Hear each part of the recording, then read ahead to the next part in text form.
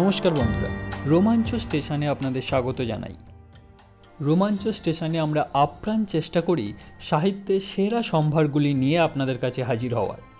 আজ আপনাদের জন্য নিয়ে এসেছি শ্রী হেমেন্দ্র কুমার রায়ের জয়ন্ত মানিকের গল্প অদৃশ্য অট্টালিকা। হেমেন্দ্র কুমার রায়ের জন্ম 18 এপ্রিল 1888 খ্রিস্টাব্দে এবং মৃত্যু 18 এপ্রিল 1963 খ্রিস্টাব্দ। তার জন্মস্থান কলকাতা। বাংলা সাহিত্যে তার অবদান অনস্বীকার্য। ছোটদের জন্য অনেক রহস্য, রোমাঞ্চ, গোয়েন্দা গল্প তিনি লিখেছেন। তার মধ্যে উল্লেখযোগ্য গোয়েন্দা কাহিনী জয়ন্ত ও মানিক নিয়ে আমরা আজ হাজির হয়েছি। তাহলে চলুন শুনে নেওয়া যাক আজকের গল্প অদৃশ্য অট্টালিকা।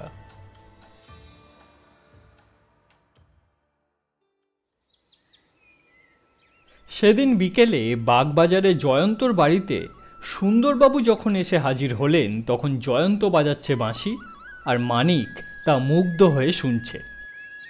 সুন্দরবাবু প্রবেশ করতেই বাঁশি বাজানো বন্ধ হলো। মানিক নিঃশ্বাস ফেলে বলল, জয়, পদ্মবনে মত্তহস্তির আবির্ভাব হলো। সুন্দরবাবু ভুরু কুঁচকে বললেন, মানিক, তুমি কি আমায় হস্তি বললে? মানিক ভালো মানুষের মতন মুখ করে জবাব দিল, আগে এখানে জয় বা আমার চেহারা কারোরই তো হস্তির মতো নয়। ও, তাহলে তোমার মতে আমি হলাম মত্তহস্তি, তাই তো? আমি যদি হাতি হই তবে জয়ন্ত হচ্ছে নেহাতি সাপুড়ে, কারণ দিন রাত প্যাঁ প্যাঁ করে বাঁশি বাজায় সাপুড়েরাই তো। আর তুমি হচ্ছ একটা সাপ, তবে অবশ্যই তুমি ঢোঁড়া সাপ। বিষ নেই, আছে কুলোপনা চক্কর। মানিক হেসে ফেলল, তারপর বলল, বিষ যদি নেই তাহলে আপনি জ্বলে উঠছেন কেন মশাই? জয়ন্ত তাকে সান্ত্বনা দিয়ে বলল, আরে সুন্দরবাবু, মানিকের কথা আপনি কান দেবেন না। আপনাকে দেখে আমি বাঁশি থামাইনি। পিছনে তাকালেই আপনি দেখতে পাবেন মধুর হাতে এসে গেছে বৈকালিক জলযোগের ট্রে, আর ওই চায়ের তৃষ্ণাই আমাকে সাময়িকভাবে স্তব্ধ করেছে, বুঝলেন? জলযোগের ব্যবস্থা দেখে সুন্দরবাবুর মুখ হাসি হাসি হয়ে উঠল। বেশ কয়েকটা হিঙের কচুরি আর পরপর 2 কাপ চা নিঃশেষ করে তিনি আরামের নিঃশ্বাস ফেলে সোফায় হেলান দিয়ে বললেন, নেহাত তোমাদের ভালোবাসি, তাই দরকার পড়লেই ছুটে আসি। জয়ন্ত হেসে ফেলে বলল, এ যে রীতিমতো পদ্য হয়ে গেল মশাই। হ্যাঁ, তা যাই হোক, এখন দরকারটা জানাবেন কি? কিন্তু সুন্দরবাবু মুখ গম্ভীর করে বললেন, জয়ন্ত, এই কলকাতা শহরে চেনা জানা রাস্তার উপর থেকে একটা আস্ত দোতলা বাড়ি রাতারাতি উড়ে গেছে। এই কথা কখনো শুনেছ? জয়ন্ত তীক্ষ্ণ দৃষ্টিতে তার দিকে চাইল, তারপর বলল, না, তা শুনিনি। ব্যাপারটা একবার বুঝিয়ে বলুন তো। সে বলছি, রতনবাবু লেন হচ্ছে বরানগরে গঙ্গার ধারের একটা গলি। ওই রাস্তা 23 নম্বর বাড়িটা রাতারাতি লোপাট হয়ে গেছে। মানিক বলল, ও, মানে রাতারাতি বাড়িটা ভেঙে কেউ মাঠ করে দিয়েছে? সুন্দরবাবু মাথা নাড়লেন, তারপর বললেন, না না না না না না, সব ঘটনাটা না বললে তোমরা বুঝতে পারবে না। ব্যাপারটা তবে আমি খুলেই বলছি। এই বাগবাজারেই বাস করেন সাধনচন্দ্র বসু। তার নাম নিশ্চয়ই তোমরা শুনেছ। অনেকগুলো ব্যবসা আর অনেক টাকার মালিক। তাই সাধনবাবুরা হলেন 2 ভাই। ছোট ভাই গগনচন্দ্র কিন্তু ছেলেবেলা থেকেই কুসঙ্গে মিশে একেবারেই নষ্ট হয়ে গিয়েছিল। কিন্তু ভাইয়ের উপরে সাধনবাবুর অগাধ স্নেহ। তিনি অনেক উপদেশ দিয়ে তাকে সৎ পথে ফিরিয়ে আনার অনেক চেষ্টা করেন, কিন্তু সবই বৃথা। গগনচন্দ্র ক্রমেই নিচে নামতে নামতে ইদানিং সাংঘাতিক এক গুন্ডার দলের খপ্পরে পড়ে গিয়েছিল।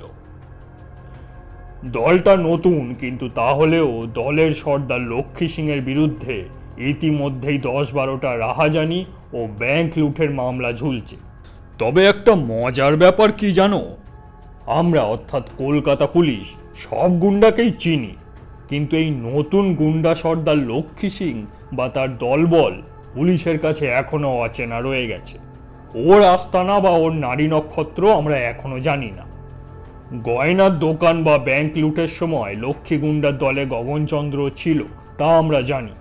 পুলিশ কিন্তু সাধনবাবুর অনুরোধে ও প্রভাবে গগনচন্দ্রকে পলাতক আসামি ধরে নিয়ে এখনো কোনো মামলা আনেনি। দিন পাঁচেক আগে রাত প্রায় 12টায় গগন অকস্মাৎ প্রায় ধূমকেতুর মতোই দাদার কাছে এসে হাজির হয়। এইবারে কিন্তু তার অন্যরকম মূর্তি। সে অনেক কান্নাকাটি ও কাকুতি মিনতি করে সাধনবাবুকে জানায় যে তার সুমতি হয়েছে। সে এবারে কুসঙ্গ ত্যাগ করে ভদ্র জীবন কাটাতে চায়, কিন্তু দল ছাড়লে গুন্ডারা নিশ্চয়ই তাকে খুন করবে। বস্তুত লক্ষ্মী সিং গগনবাবুর হাতেই একটা চিঠি পাঠিয়েছে। তার বক্তব্য হলো 3 দিনের মধ্যে যদি সাধনবাবু তাকে 1 লক্ষ নগদ টাকা দেন তবেই সে গগনকে মুক্তি দেবে। কিভাবে টাকা দিতে হবে তার নির্দেশও ছিল। চিঠিটা পৌঁছে গগনকে ফিরে যেতে হবে ওই সাধনবাবুর মতামত জেনে নিয়ে। টাকা দিতে রাজি থাকলে পরদিন রাতে একটা গাড়ি আসবে। সাধনবাবু নিজে টাকা নিয়ে সেই গাড়িতে চড়বেন। গাড়ি তাকে লক্ষ্মী সিংয়ের ডেরায় নিয়ে যাবে, আর সেখানেই হবে টাকার লেনদেন। সেই গাড়িতেই 2 ভাই ফিরে আসবেন। লক্ষ্মী সিং হুমকি দিয়েছিল যদি সাধনবাবু দ্বিতীয় কোনো ব্যক্তিকে এই ব্যাপারে বিন্দু বিসর্গও জানান তবে পরদিনই তার ভাইয়ের ছিন্নমুণ্ড তাকে উপহার পাঠানো হবে। বুঝতে পারছো তো? কথা মতো পরদিন কালো রঙের একটা বন্ধ মোটর গাড়ি এলো এবং সাধনবাবু টাকা সঙ্গে নিয়ে চললেন সেটাতে। গাড়িতে কিন্তু শুধু ড্রাইভার। বুঝতেই পারছো সাধনবাবু সাহস অসীম। তিনি একটা ছোট্ট পিস্তলও সঙ্গে নিয়েছিলেন। গাড়ি ছাড়বার কিছু পরেই কিন্তু কোনো অজ্ঞাত কারণে সাধনবাবু সংজ্ঞা হারিয়ে ফেলেন। যখন ফের তার জ্ঞান ফিরে এলো তিনি দেখলেন তখনও তিনি গাড়িতে। গাড়ি তখন একটা গলিতে ঢুকছে। হেডলাইটের আলোয় গলিটার নামও তিনি পড়তে পারলেন, রতনবাবু লেন। গাড়ি এসে দাঁড়ালো ফটকওয়ালা পুরানো বাড়ির সামনে। বাড়ির নম্বরও তার চোখে পড়ে, 23 নম্বর বাড়ি। নির্জন অন্ধকার বাড়ির গলি ঘুঁজি পেরিয়ে তাকে হাজির করা হলো দোতলার একটি ছোট্ট ঘরে। ওই ঘরেই বসেছিল লক্ষ্মী সিং। সাধনবাবু তাকে 1 লক্ষ টাকা দেন ও বলেন তার ভাইকে ডেকে দিতে। লক্ষ্মী সিং তখন যেন দুঃখিতভাবে ঘাড় নেড়ে তাকে বলে যেহেতু সাধনবাবুর সঙ্গে পিস্তল নিয়ে এসেছেন তাকে সেই জন্য আরও 1 লক্ষ টাকা জরিমানা দিতে হবে। আজ তিনি ফিরে যান, পরদিন ফের গাড়ি যাবে। ঠিক এইভাবে যদি তিনি আরও 1 লক্ষ টাকা আনেন তবে একই গাড়িতে 2 ভাই একসঙ্গে ফিরে যাবেন। সাধনবাবু বুদ্ধিমান মানুষ। তিনি বুঝলেন যে অজ্ঞান অবস্থায় তাকে তল্লাশি করা হয়েছে। তিনি বলেন ঠিক আছে, পরদিন তিনি টাকা দেবেন, কিন্তু ভাইয়ের সঙ্গে তাকে কথা বলতে দেওয়া হোক। লক্ষ্মী সিং তখন শয়তানি হাসি হেসে তাকে সঙ্গে করে অন্য একটি ঘরে আসে। সেই ঘরে ঢুকতেই ভয়াবহ এক দৃশ্যের সামনে সাধনবাবু দাঁড়ালেন। জোরালো আলো জ্বলছে, ঘরটির জানলা নেই, একটা মাত্র দরজা। মাঝখানে লোহার খাটের সঙ্গে আষ্টে পৃষ্ঠে বাঁধা অবস্থায় তার ভাই চিত হয়ে পড়ে রয়েছে। তার বুকের আর পেটের উপরে মুখ বন্ধ 2টো বোতল রাখা, আর সেই বোতল দুটোর ভিতরে মূর্তিমান দুঃস্বপ্নের মতন নড়াচড়া করছে 2 জোড়া মিশমিশে কালো বিঘত খানেক লম্বা পাহাড়ি কাঁকড়া বিছে, যাদের এক কামড়েই নিশ্চিত মৃত্যু। লক্ষ্মী সিং ক্রূর হেসে সাধনবাবুকে বলল টাকা না পেলে আগামীকাল শেষ রাত্রে ওই মৃত্যুদূতদের ছেড়ে দেওয়া হবে গগনের দেহের উপর। গগনচন্দ্রের হাত পা বাঁধা থাকলেও মুখ ছিল খোলা। সে কান্নাকাটি করে দাদাকে বলে টাকা দিয়ে তার প্রাণ বাঁচাতে। সাধনবাবু রাজি হয়ে ফিরে আসেন। ফেরবার পথেও ওই একই অজ্ঞাত উপায়ে কিছুক্ষণের জন্য তার চৈতন্য লোপ করা হয়। যথারীতি পরদিন প্রায় একই নাটকের পুনরাবৃত্তি ঘটে, অর্থাৎ সেই কালো গাড়ি, সেই টাকা নিয়ে সাধনবাবু তাতে সওয়ার হন এবং কিছুক্ষণের মধ্যেই তার জ্ঞান হারান। কিন্তু এই দিন তার জ্ঞান ফিরে আসতে তিনি নিজেকে আবিষ্কার করলেন কোথায় জানো? বরানগরে জনমানবহীন গঙ্গা তীরের কাদায় শায়িত অবস্থায়, আর সঙ্গে যা টাকা পয়সা ছিল সব উধাও। এরপর সাধনবাবু অতি কষ্টে ফিরে আসলেন। তারপর জানলেন গগনচন্দ্রের কোনো সংবাদ নেই। পরদিন সাধনবাবু পুলিশে খবর দিলেন। কলকাতায় রতনবাবুর লেন একটাই আছে, আর তা হলো বরানগরেই। আমি সেপাই শান্তি নিয়ে ওই 23 নম্বর বাড়ির খোঁজে বের হই। এই মাঝারি গলিপথ, গঙ্গা তীরে পৌঁছেই শেষ। গিয়ে দেখা গেল যে 22 নম্বরের পাশে পড়ে আছে খানিকটা ফাঁকা জমি, আর তারপরেই ঢালু গঙ্গার পাড়। 23 নম্বরের বাড়ির কোনো অস্তিত্বই নেই। এদিকে পাড়ার লোক বলল, ফাঁকা জমিটা 23 নম্বর প্লট বটে, কিন্তু ওখানে দোতলা কেন? সিকিতলা বাড়িরও অস্তিত্ব কোনো দিন ছিল না। এইবার কথা হচ্ছে, সাধনবাবুর অ্যাডভেঞ্চারে সেই বাড়িটা তাহলে কোথায় গেল? এই হচ্ছে মোটামুটি মামলা। লক্ষ্মী সিং, গগনচন্দ্র, কালো মটর, লক্ষ্মী সিংয়ের আস্তানা, সেই দোতলা বাড়ি সবই হাওয়ায় মিলিয়ে গেছে। জয়ন্ত কিছুক্ষণ চুপ করে থেকে বলল, বিবরণ শুনে তো আমার কৌতূহল জাগ্রত হচ্ছে মশাই। তা আপনি ঠিক জানেন যে দ্বিতীয় কোনো রতনবাবু লেন কলকাতা বা তার আশেপাশে নেই? একদম, সেখানে আর এমন জায়গা নেই। ভুল ঠিকানা নিয়ে মানুষ নাজেহাল হয় বটে, এক্ষেত্রে ঠিকানায় পৌঁছেও সাধনবাবু আবার তা হারিয়ে ফেললেন। কিন্তু সুন্দরবাবু, মুক্তিপণ আদায় করাই যদি গুন্ডাদের একমাত্র উদ্দেশ্য হয়, তবে তারা এত ব্যবস্থা করে সাধনবাবুকে নিজেদের ডেরায় নিয়ে গিয়ে তুলতে ব্যস্ত হলো কেন? আর নিজেদের ঠিকানা সাধনবাবুকে তারা জানতে দিল কি জন্য? সুন্দরবাবু বললেন, আমার তো ভায়া কিছুই মাথায় আসছে না। জয়ন্ত আড়ামোড়া ভেঙে উঠে বলল, এসব প্রশ্ন আপাতত থাক। সাধনবাবুর বাড়ি তো কাছেই নাকি? আর মানিক আর আমাকে সাধনবাবুর সঙ্গে পরিচয় করিয়ে দিন। সুন্দরবাবু এবার গর্জন করে উঠলেন, অবশ্যই, সানন্দে। দেখা গেল জয়ন্ত মানিককে সাধনবাবু বিলক্ষণ চেনেন। তার প্রাসাদ সমান অট্টালিকার বৈঠকখানায় বসে জয়ন্ত প্রশ্ন করল, নমস্কার, আচ্ছা, লক্ষ্মী গুন্ডার লেখা চিঠি সেটা কি আপনার কাছে এখনও আছে? গৌরবর্ণ সুপুরুষ মাঝবয়সী সাধনবাবু তার প্রশস্ত টাকে হাত বুলিয়ে বললেন, মনে হয় আছে। এরপর একটা চিরকুট এনে তিনি জয়ন্তর হাতে দিলেন।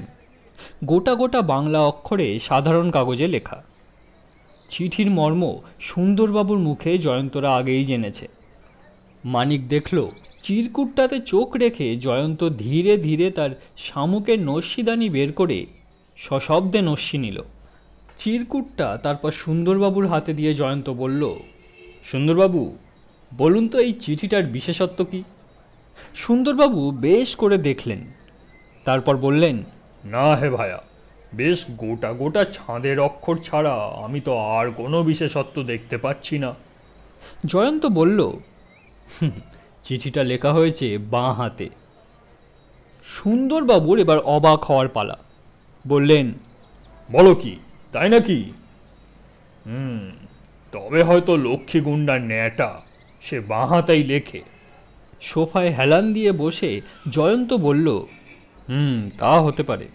যাই হোক সাধনবাবু, আমরা ঘটনাটা একবার শুনেছি, তবুও আপনি আদ্যপান্ত একবার বলবেন কি?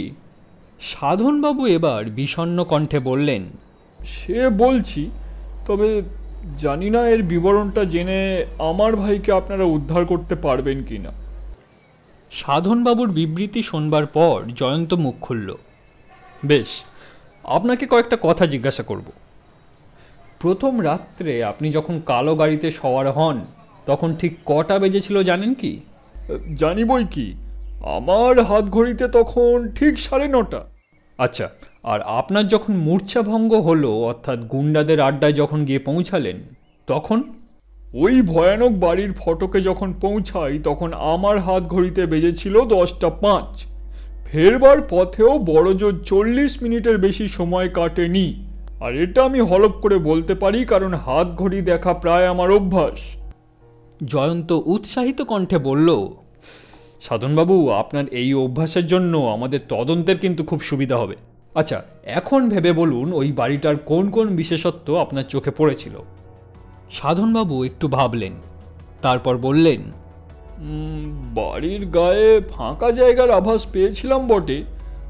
মনে হয় বাড়িটা নদীর তীরে। আশেপাশে ছিল গুদাম ঘরের মতো মস্ত চালা, সবই অন্ধকার। আর ওই ফটকলা পুরানো বাড়িটাও আগাগোড়া অন্ধকারে ডুবেছিল। আর ফটকের বাইরে স্পষ্ট 23 নম্বর চোখে পড়েছিল আমার। পাশের পাঁচিলে রতনবাবু লেন লেখা মিউনিসিপ্যালিটির ফলকও আঁটা ছিল। বেশ, তারপর? অন্ধকার সিঁড়ি বেয়ে দোতলার একটা ঘরে পৌঁছে লক্ষ্মী সিংয়ের দেখা পাই। ঘরের জানলা খোলাই ছিল, তাই বাইরেই চোখে পড়ল গঙ্গার স্রোত। আর হ্যাঁ, তখন চাঁদ উঠেছিল। জয়ন্ত জিজ্ঞাসা করল, আকাশের চাঁদ ওঠা আপনি লক্ষ্য করেছিলেন? চাঁদ ওঠা না দেখলেও স্রোতের জলে চাঁদের প্রতিবিম্ব দেখতে পাচ্ছিলাম। দুজনার মাঝখানে এবার সুন্দরবাবু বললেন, সবই মিলে যাচ্ছে। রতনবাবু লেন বরানগরের গঙ্গা তীরে গিয়েই শেষ হয়েছে। ওখানে দু একটা গুদাম ঘরও নজরে পড়েছে। শুধু 23 নম্বর বাড়িটা করেছে কল্পলোকে প্রস্থান। জয়ন্ত হঠাৎ এক টিপ নস্যি নিয়ে সহাস্যে বলল, সুন্দরবাবু, এক টিপ নিয়ে দেখবেন নাকি? সুন্দরবাবু বেজায় ভেবাচাকা খেয়ে বললেন, তুমি কি বলতে চাও জয়ন্ত? জয়ন্ত গম্ভীর কণ্ঠে বলল, আমি বলছি গুন্ডাদের আস্তানা বরানগরে নয়, তা আছে গঙ্গার পশ্চিম তীরে। সুন্দরবাবু, সাধনবাবু ও মানিক তিনজনই তার মুখের দিকে অবাক হয়ে চেয়ে রইলেন। জয়ন্ত বলে চলল, দেখুন, স্বয়ং প্রকৃতি আলো হাতে আমাদের পথ নির্দেশ করেছেন। আজ হচ্ছে কৃষ্ণপক্ষের রাত্রি। দিন 5 আগে ছিল কৃষ্ণপক্ষেরই তৃতীয়া কি চতুর্থী। প্রথম প্রহরের শেষে চন্দ্রোদয় হয়েছিল পূব দিকেই। কিন্তু গঙ্গার পূব পাড়ে বসে সাধনবাবু গঙ্গার জলে চাঁদের প্রতিবিম্ব দেখতেই পারেন না। তা উনি পারেন যদি উনি অচৈতন্য অবস্থায় নীত হয়ে থাকেন গঙ্গার পশ্চিম তীরে। সুন্দরবাবু প্রকাণ্ড হাঁ করে থেকে তারপর বললেন, ভাই জয়ন্ত, তুমি আমার কান মলে দাও। হায় রে আমার বুদ্ধি। জয়ন্ত হাসি মুখেই বলল, বুদ্ধির দোষ নেই, সময় মতো আপনি তা খেলান না। এই যেমন চিঠির লেখা যে বাঁ হাতের, এর তাৎপর্য আপনার মাথায় এখনো ঢোকেনি। বটে, সে কি রকম? অর্থাৎ এই চিঠি প্রকৃত ন্যাটা লোকের লেখা নয়। সেক্ষেত্রে অক্ষরগুলির এত গোটা গোটা কাঁপা কাঁপা চেহারা হতো না। তাহলে বাঁ হাতে লেখা হয়েছে কেন? মানিক এবার বলল, তুমি কি ইঙ্গিত করছো? লক্ষ্মীগুন্ডা সাধনবাবুর পরিচিত? সাধনবাবু বললেন, মোটেই নয়। লক্ষ্মীগুন্ডা ভীমাকৃতি বিষম বলশালী নিম্ন শ্রেণীর। তাকে আমি জীবনে দেখিনি। সম্ভব। গগনবাবু কি বলেছিলেন যে চিঠিটা লক্ষ্মীগুন্ডার নিজের হাতে লেখা? দেখুন, গগন তো একথাই বলেছিল আমায়। জয়ন্ত কিছুক্ষণ চুপ করে রইল, তারপর বলল, এটুকু বোঝা গেল যে বরানগরের রতনবাবু লেনের 23 নম্বর বাড়িতে সাধনবাবুকে নিয়ে হাজির করা বিরাট একটা ধোঁকাবাজির অঙ্গ। সেটাই আমাদের খুঁজতে হবে। আর আমার বিশ্বাস গঙ্গার অপর পারে পৌঁছাবার জন্য বালি ব্রিজ ব্যবহার করা হয়েছে। সুতরাং বেলুর বা বালির গঙ্গার ধারে ধারে খোঁজ করলেই সাধনবাবুর দেখা বাড়ি বা গলিটাও পাওয়া যাবে। সুন্দরবাবু বললেন, তার মানে তুমি বলতে চাও এখন হাওড়া থেকে বালি পর্যন্ত গঙ্গার ধার চষে ফেলতে হবে পুলিশকে? না না না না, হাঁক ডাক করে ও কাজ করা চলবে না। আর আমি ইতিমধ্যে আরেকটু চিন্তা করে নেই যে ওই ধোঁকাবাজির কারণটা কি। আচ্ছা সাধনবাবু, গগনবাবুর লেখা কোনো চিঠিপত্র বা চিরকুট আপনার কাছে আছে কি? সাধনবাবু একটু ভাবলেন, তারপর বললেন, হ্যাঁ, তার লেখা দু একটা পুরানো চিঠি আমার কাছে আছে। এই বলে সাধনবাবু একটা কাগজ এনে দিতে সেখানেও লক্ষ্মীগুন্ডার লেখা চিঠিটা পকেটে পুরে জয়ন্ত বলল, থ্যাংক ইউ, এই দুটো আপাতত আমার কাছে থাক। পরদিন সকালে চা পানের সময় জয়ন্তর বাড়িতে উত্তেজিতভাবে ঘটল মানিকের আবির্ভাব। তার হাতে একটা সংবাদপত্র।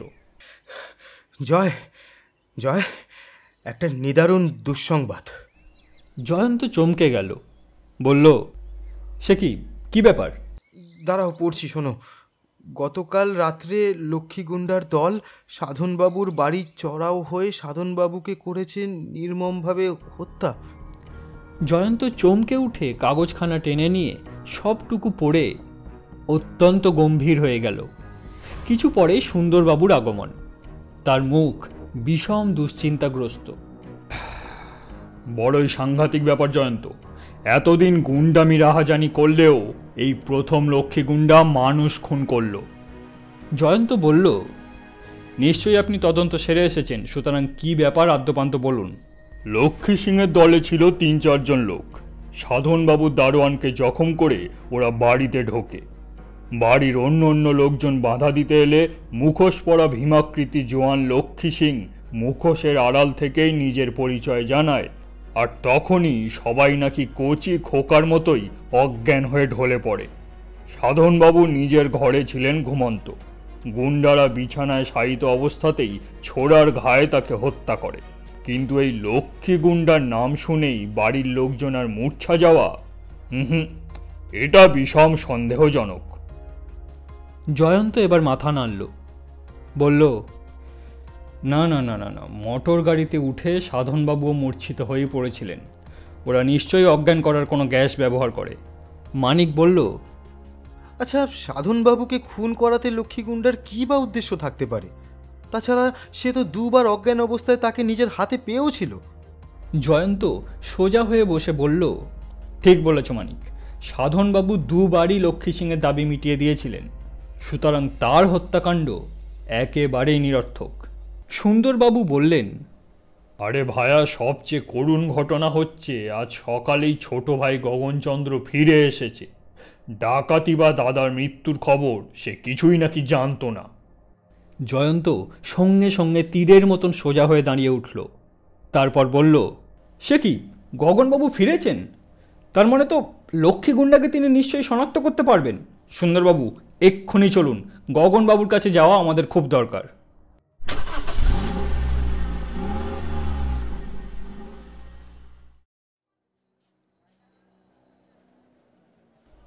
এমনিতে গগনচন্দ্রের চেহারা বেশ সুন্দর, তবে দাদার শোকে এখন বেচারি মুহ্যমান। জয়ন্ত তাকে জিজ্ঞাসা করল, গগনবাবু, আপনার দাদার হত্যাকারী এবং আপনার স্যাঙাত লক্ষ্মী গুন্ডা এখন কোথায় আছে আপনি জানেন? গগনচন্দ্র জল ভরা চোখে চেয়ে বলল, ওই শয়তান গুন্ডাকে আমার সাকৃত বলে আমায় আর দুঃখ দেবেন না জয়ন্তবাবু। ও দাদার অনেক টাকা নিয়েছে। আমারই নির্বুদ্ধিতায় অবশেষে ও দাদার প্রাণও নিয়েছে। ওকে আপনারা যে করেই হোক গ্রেপ্তার করুন। জয়ন্ত বলল, আচ্ছা, আজ সকালে আপনি কোথা থেকে এবং কিভাবে এলেন? লক্ষ্মী সিং আজ আমাকে বলে যে সে আমার দাদার কাছ থেকে সমস্ত টাকা বুঝে পেয়েছে। আমাকে তার দল থেকে সে মুক্তি দিচ্ছে। আমি যেন তখনই বাড়ি চলে আসি। জয়ন্ত আবার বলল, দেখুন, আপনি তো তার আস্তানা জানেন, তাহলে ওই খুনি ডাকাতকে পুলিশের হাতে এখন ধরিয়ে দিচ্ছেন না কেন? ওর আস্থানার খবর পুলিশকে আমি জানিয়েছি। তা হলো বরানগরের 23 নম্বর রতনবাবু লেন। প্রচণ্ড অবাক হয়ে এক লাফ মেরে সুন্দরবাবু বলে উঠলেন, কি আশ্চর্য! আমরা তো জানি ওই রকম ঠিকানায় কোনো বাড়িই নেই। গগনচন্দ্র অবাক চোখে চেয়ে বলল, সে কি কথা? গঙ্গার ধারের ওই বাড়িটিতে আমি নিজে বাস করেছি। তাছাড়া আজও আমি সেখান থেকেই মুক্তি পেয়েছি। জয়ন্ত সুন্দরবাবুর দিকে চেয়ে বলল, চলুন সুন্দরবাবু, গগনবাবুকে সঙ্গে নিয়ে আমরা রতনবাবু লেনে নতুন অভিযান করি, আর সঙ্গে আমাদের পুলিশের শক্তিশালী দল লাগবে। এক গাড়ি পুলিশ সমেত গগনচন্দ্র, জয়ন্ত, মানিক ও সুন্দরবাবু রওনা হলেন বরানগরের দিকে।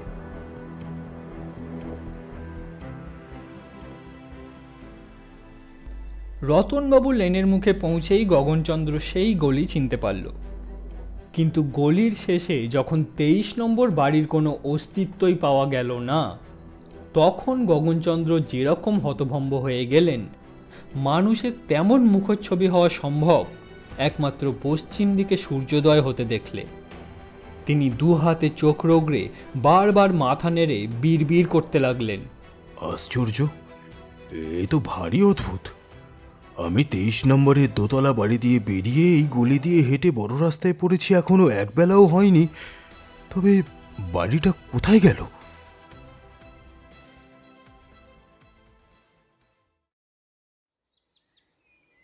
মানিক জয়ন্তকে বলল, আচ্ছা জয়, অদৃশ্য অট্টালিকা রহস্য সম্বন্ধে তোমার কি ধারণা?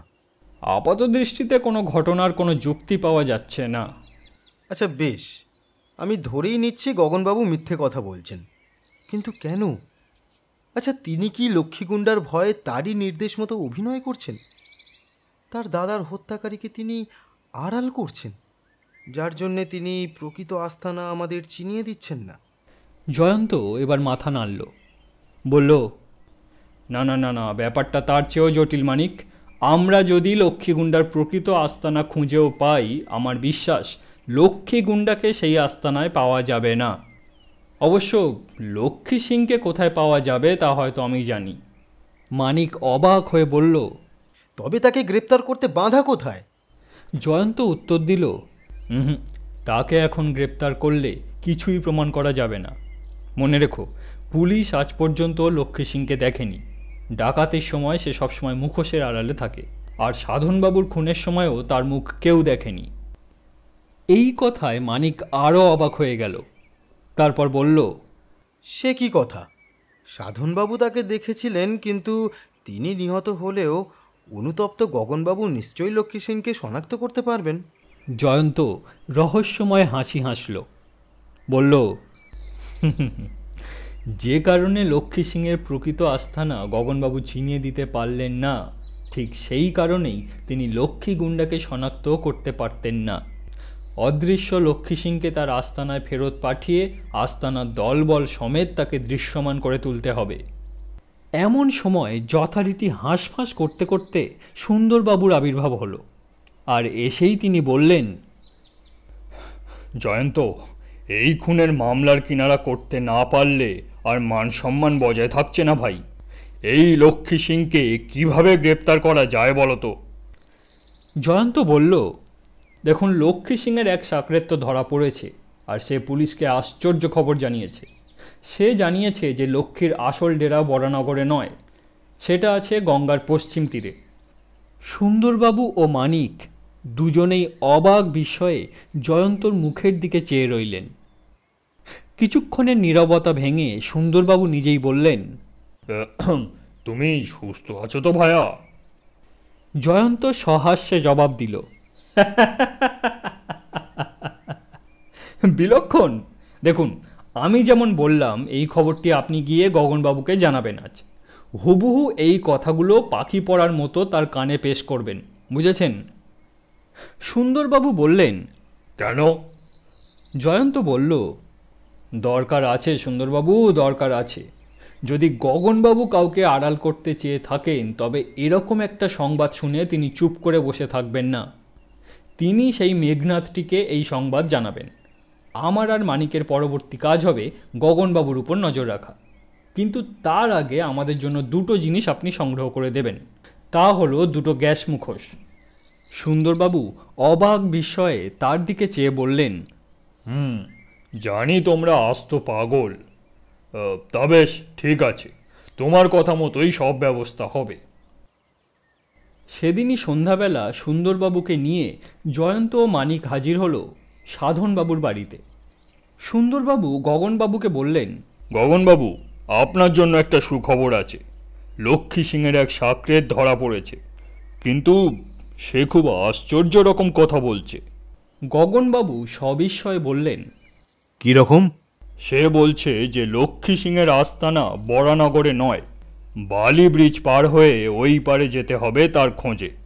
এইবারে গগনবাবু আকাশ থেকে পড়লেন। তাই তাই নাকি?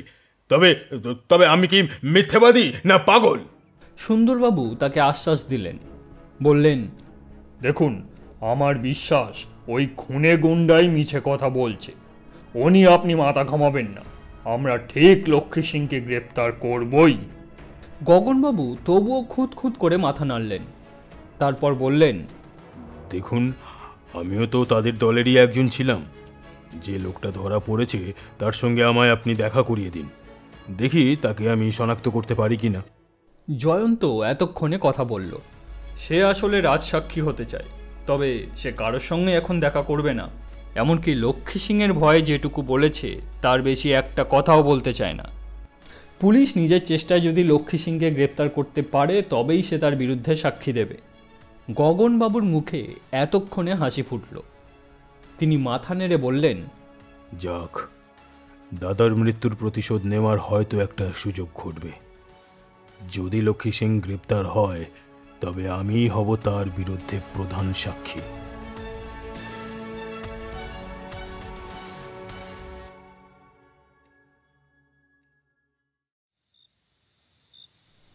সেই রাতটা নিকষ কালো অন্ধকারের কম্বল মুড়ি দিয়ে শুনশান ঘুমিয়ে পড়েছে। বেলুড়ের কাছাকাছি গঙ্গা তীরের একটি গলি এতক্ষণ ছিল জনমানব শূন্য। হঠাৎ গাঢ়তর অন্ধকারে গড়া একটা ছায়ামূর্তিকে সতর্ক পায়ে দ্রুত ওই গলি দিয়ে অগ্রসর হতে দেখা গেল। দু একটা ঘুম ভাঙা কুকুর দু একবার ডেকে আবার থেমে গেল। গলিপথ শেষ হয়েছে গঙ্গার তীরে গিয়ে। সেখানে পথের দুপাশে বড় বড় গুদামঘর।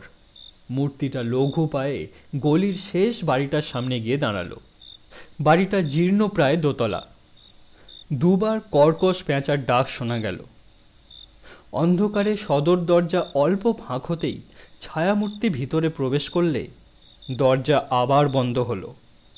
গলির অন্ধকারে গা মিশিয়ে আরও দুটি ছায়ামূর্তি এই বাড়িটিকে লক্ষ্য করে অগ্রসর হচ্ছিল। তারা কিন্তু সদর দরজার দিকে গেল না। খুব সাবধানে বাড়িটার পিছন দিকে গিয়ে তারা হাজির হলো। একজন ফিসফিস করে বলল, জয়, এখন কি আমরা বাড়িতে ঢুকবো? অন্য মূর্তিটি চাপা স্বরে তার জবাব দিল, অবশ্যই।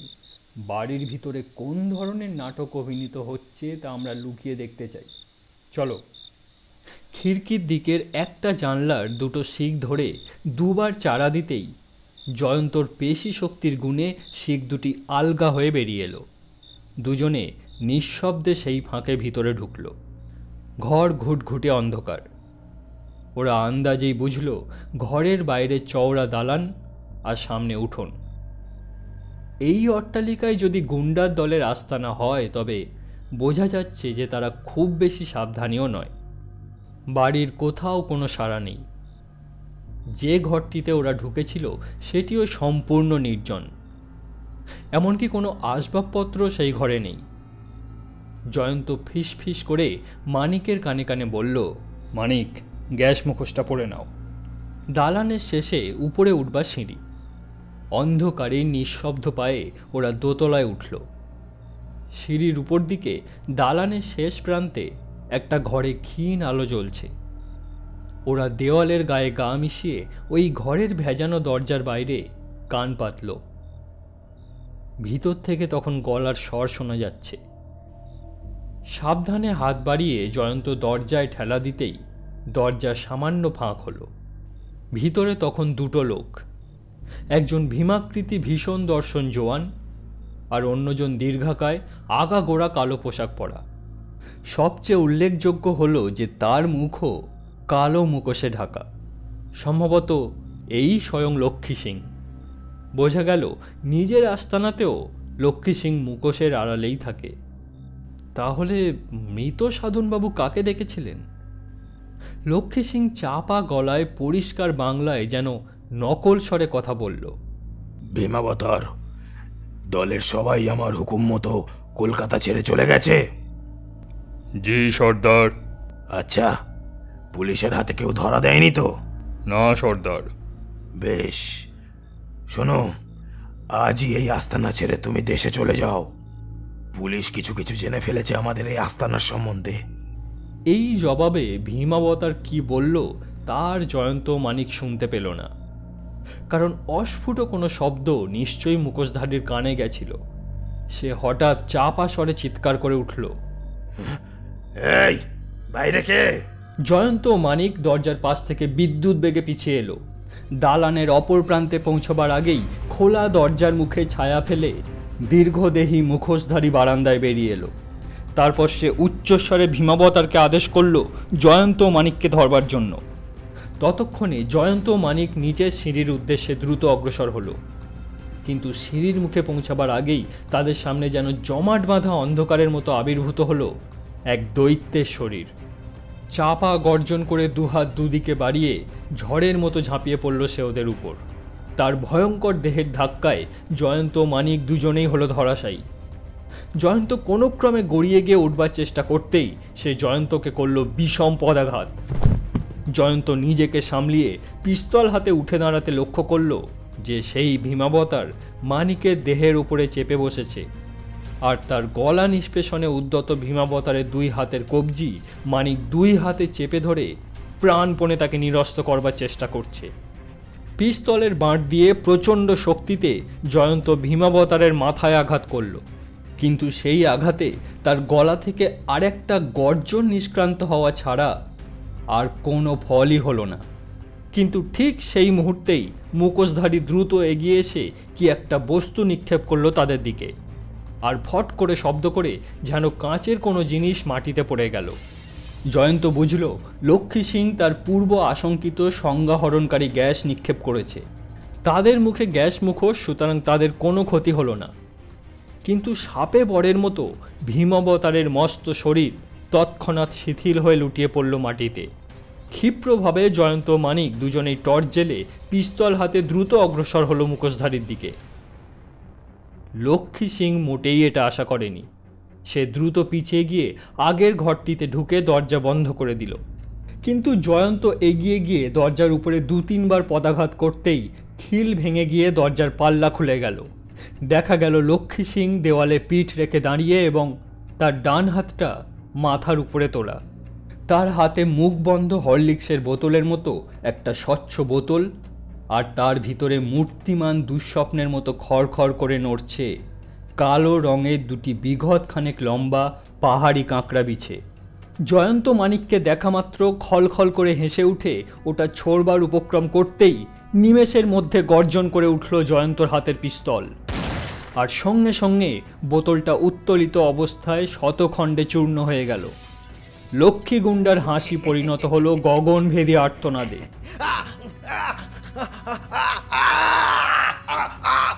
বোতলটা ভেঙে যেতেই সেই কালো রঙের মৃত্যুদূতরা নিমেষে লাফিয়ে পড়ল লক্ষ্মী সিংয়ের গায়েই, আর সঙ্গে সঙ্গে সুতীব্র আর্তনাদে ভরে উঠল ঘর। জয়ন্ত মানিক দরজার পাল্লা দুটো টেনে দিয়ে লাফিয়ে সরে এলো বারান্দায়। সেখানে ভীমাবতারের অসার দেহ তখনও সংজ্ঞাহীন অবস্থায় পড়ে আছে। এমন সময় বাইরে বেজে উঠল পুলিশের বাঁশি। জয়ন্ত তার গ্যাস মুখোশ খুলে ফেলে বলল, এতক্ষণে সুন্দরবাবু পৌঁছেছেন। মানিক, তুমিও বাঁশি বাজাও, জানিয়ে দাও আমাদের হদিশ। এমন সময় সুন্দরবাবু হাঁসফাঁস করে উপরে উঠে এলেন। তারপর বললেন, কোথায় কোথায় সেই গুন্ডাগুলো? বেটাদের ক্যাঁক ক্যাঁক করে ধরবো আর চালান দেবো। কোথায়? মানিক বলল, আগে আপনার হাতে চালান হওয়ার জন্যে ওরা আর অপেক্ষা করতে পারল না। জয়ন্ত বলল, বারান্দায় যিনি অজ্ঞান হয়ে পড়ে আছেন তাকে আগে বাঁধুন, আর তারপর যথেষ্ট আলো জ্বালতে হবে সামনের ওই ঘরটিতে ঢোকবার আগে। সুন্দরবাবু উত্তেজিত হয়ে বললেন, সে কি, কেন? আর এই সাংঘাতিক লাশটাই বা কার? ভাই জয়ন্ত, এই কি তাহলে লক্ষ্মী সিং? না, লক্ষ্মী সিং সামনের ঘরে, কিন্তু ওখানে ছাড়া রয়েছে 2টো ভয়ানক পাহাড়ি বিচ্ছু। আপনি এক কাজ করুন, আলো আর আগুন জ্বালুন। একাধিক বিজলি মশালে সন্ধানী আলোয় দেখা গেল নিষ্পন্দ নিথর লক্ষ্মী সিংয়ের মুখোশধারী শরীর এলিয়ে রয়েছে মাটিতে, আর তার দেহের পাশেই স্থির হয়ে রয়েছে সেই ভয়ানক 2 যমদূত। সুন্দরবাবু এই দৃশ্য দেখে মহা ভয়ের আর্তনাদ করে উঠলেন। জয়ন্ত বলল, হুল ফুটিয়ে দেবার পর কাঁকড়া বিছে কিছুক্ষণের জন্য স্থির ও কমজোরি হয়ে যায়, এগুলোকে এক্ষুনি মেরে ফেলা দরকার। জয়ন্ত লক্ষ্মী সিংয়ের দেহের পাশে নিচু হয়ে বসে তার নাড়ি দেখল। জীবনের লক্ষণ অতি ক্ষীণ। তারপর বলল, বোধহয় বাঁচবে না। এই নৃশংস লোকটা সাধনবাবুকে হত্যা করেছে, আমাদেরও হত্যা করার জন্যই প্রস্তুত ছিল। তবে ফাঁসি কাটে না ঝুলে এভাবেই লক্ষ্মী সিং তার দাদার কাছে রওনা হয়ে যাক। সুন্দরবাবু সবিস্ময়ে জিজ্ঞাসা করলেন, দাদার কাছে মানে? আজ্ঞে হ্যাঁ, এই দেখুন। এই বলে সঙ্গে সঙ্গে জয়ন্ত লক্ষ্মী সিংহের মুখোশটা এক টানে খুলে ফেলল। সুন্দরবাবু অবাক বিস্ময়ে চিৎকার করে উঠলেন, এ তো গগনচন্দ্র। জয়ন্ত বলল, আগে হ্যাঁ সুন্দরবাবু, গগনচন্দ্র লক্ষ্মী সিং এক এবং অভিন্ন ব্যক্তি।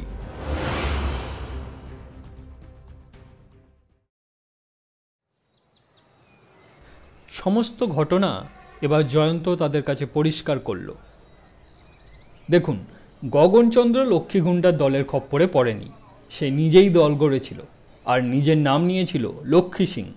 নানান অপরাধ করে অনেক অর্থ পেলেও সে বুঝেছিল একদিন ধরা পড়তেই হবে, তাই সে মতলব করল ভয়ানক। সে এমন কৌশলে দল চালাতো যে দলের কোনো লোকও তাকে শনাক্ত করতে পারত না বা তার প্রকৃত পরিচয়ও জানত না। সে স্থির করল দল ভেঙে দিয়ে তারপর নিজের ভাইকে খুন করে 16 আনা বিষয়ের মালিক হয়ে বসবে আর ভদ্র সমাজে গগনচন্দ্র হিসাবেই ফিরে আসবে। সে ব্যবস্থা করল এক নতুন ধরনের ধোঁকাবাজির, যাতে সাধনবাবু নিজেই পুলিশের কাছে প্রমাণ করেন যে গগনচন্দ্র নিজে কখনোই লক্ষ্মীগুন্ডা নয় এবং সে লক্ষ্মীগুন্ডার হাত থেকে মুক্তি চায়। 23 নম্বর রতনবাবুর লেনে সেই অট্টালিকায় সাধনবাবু নিজের চোখে হাত পা বাঁধা গগনচন্দ্রের দুর্গতি দেখে এলেন। গগনচন্দ্র তার দলবল নিয়ে চড়াও হলো নিজের বাড়িতে, হত্যা করল বড় ভাইকে, আর লোকে জানল সাংঘাতিক লক্ষ্মীগুন্ডার হাতে তিনি নিহত হয়েছেন। গগনচন্দ্র পরের দিন ভালো মানুষের মতো ফিরে এলো, ভান করল শোকের। তারপর প্রকাশ করল খনি লক্ষ্মী সিংয়ের উপর তার ঘৃণা। ঠিকানার কারসাজি করে চাইল পুলিশকে বিপথে চালিত করতে। রতনবাবু লেন ও 23 নম্বর লেখা ফলকগুলিও ধোঁকাবাজির অঙ্গ, কিন্তু কয়েকটা ছোটোখাটো ভুল করেছিল। নিজেই বাঁ হাতে চিঠি না লিখে অন্যকে দিয়ে লেখাতে পারত। আর আমার তখনই সন্দেহ হয় যে তার হাতের লেখা নিশ্চয়ই সাধনবাবুর পরিচিত। গুন্ডার দলে এমন কোনো ব্যক্তি থাকতে পারে কি যার হাতের লেখা সাধনবাবু চিনতে পারবেন? স্বভাবতই গগনচন্দ্রের কথাই মনে আসে। পুলিশের হস্তলিপি বিশেষজ্ঞের কাছে আমি গগনের লেখা চিঠি, মানে যেটা সাধনবাবু আমায় দিয়েছিলেন সেটা, এবং তথাকথিত লক্ষ্মীগুন্ডার চিরকুট দুটোই পাঠিয়েছিলাম। তিনি জানিয়েছেন দুটো চিঠি একই লোকের লেখা, একটা ডান হাতের লেখা আর অন্যটা বাঁ হাতের। আমরা নিঃসংশয় তাকেই দোষী বলে বুঝতে পারলাম যখন সে পুলিশ দলকে সত্যিই বরানগরের রতনবাবুর লেনে নিয়ে গিয়ে ওই অদৃশ্য 23 নম্বর বাড়ির সামনে অবাক হওয়ার অভিনয় করলো। তখন তার জন্য আমি ফাঁদ পাতলাম। তাকে জানালাম যে লক্ষ্মী সিংয়ের এক সাকরেদ ধরা পড়েছে এবং সে বলছে যে লক্ষ্মী সিংয়ের ডেরা গঙ্গার পশ্চিম তীরে। গগনচন্দ্র ধোঁকায় পড়ে গেল, ভাবল সত্যিও হতে পারে। অবশ্য তার দলের লোকজনকে সে আগেই সরে পড়ার নির্দেশ দিয়েছিল, শুধু ঘাঁটি আগলে ছিল সেই ভীমাবতার। তবু একসময় তার পক্ষে ঘাঁটিতে ফেরা খুব দরকার হয়ে পড়ল, কারণ অসৎ উপায় সংগৃহীত লক্ষ লক্ষ টাকা ওই বাড়িতে তখনও লুকানো রয়েছে, যেটা সে সুযোগ বুঝে পরে সরাবার মতলব করেছিল। এটা আমি আগেই অনুমান করেছিলাম, তাই এই ফাঁদ পেতেছিলাম। ওকে যে আমরা সন্দেহ করছি এবং সর্বদা তার উপর নজর রাখছি তাও বুঝতে পারেনি। ব্যবস্থা ছিল ওকে আমরা অনুসরণ করব এবং আমাদের অনুসরণ করবে পুলিশের চর। সুতরাং আমাদের গন্তব্যস্থল সে সুন্দরবাবুকে জানাবে, তৎক্ষণাৎ সুন্দরবাবু নিমেষে পুলিশের দল নিয়ে হাজির হবেন আর সঙ্গে সঙ্গে গুন্ডার দল ধরা পড়বে। তবে ব্যাপারটা হলো সুন্দরবাবু একটু দেরি করে ফেলেছিলেন। শুনছিলেন আজকের গল্প শ্রী হেমেন্দ্র কুমার রায়ের অদৃশ্য অট্টালিকা। গল্পটি শুনতে আপনাদের ভালো লাগলে অবশ্যই লাইক করবেন এবং রোমাঞ্চ স্টেশন চ্যানেলটি সাবস্ক্রাইব করে দেবেন। আমরা চেষ্টা করব আপনাদের জন্য আরও রোমাঞ্চকর গল্প নিয়ে হাজির হওয়ার। আজ তাহলে এই পর্যন্তই। গল্প শুনুন, ভালো থাকুন।